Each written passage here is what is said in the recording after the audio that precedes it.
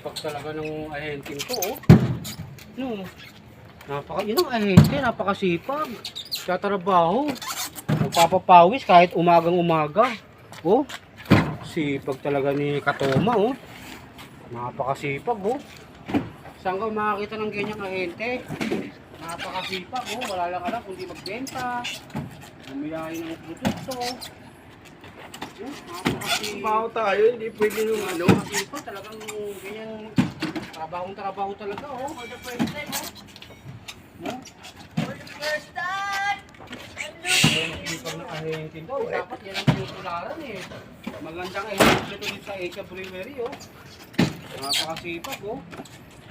Ngayon lang ako nakakita na lagi ng ahenteng ganyan nagtatrabaho talaga, oh. Sipag lang! Sipag lang! Yan, mo sila! Kahit pawisan na, kahit yung kamoy pawis, tuloy pa rin ang laban. Patay na video pa, oh. Napakasipag, oh. Sipag lang!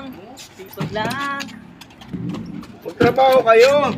Hayaan mo silang sa'yo yung lahat lang.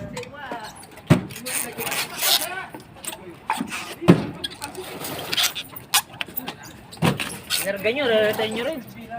O, tingnan mo si ano.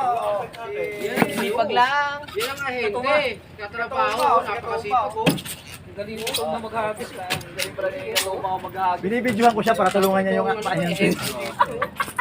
Patayuan ng repulto yan. Patayuan ng repulto kay bago ng posto. Ganyang tao ang tinatayuan ng repulto. Kahit ente mo. Bago ng posto, oh, tatayuan ng repulto. Oh, sobrang sipag, oh. Bunti na lang, oh. Hanggang sa matapos, oh. Diretso pa rin siya, oh. Napakasipag talaga ni Katoma, oh. Yun ang hindi nila nalalaman, eh, na kung sobrang sipag. Lagi ka na lang nila hinuhusgahan. Hindi nila nakikita yung trabaho mo, oh.